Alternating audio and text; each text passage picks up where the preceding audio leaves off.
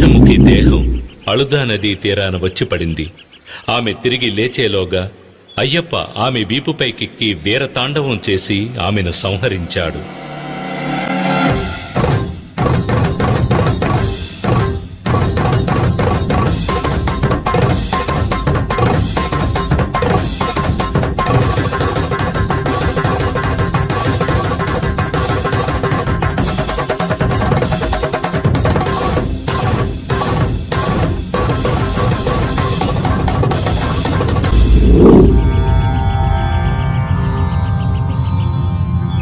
అయ్యప్ప చేసిన మహిషముఖి సంహార నర్తనాన్ని చూసేందుకు వచ్చిన ఈశ్వరుడు తన నందిని పక్కనున్న చెట్టుకు కట్టి ఉంచాడు. అందుచేత ఆ స్థలం కాళే కట్టే అని పిలువబడుతున్నది.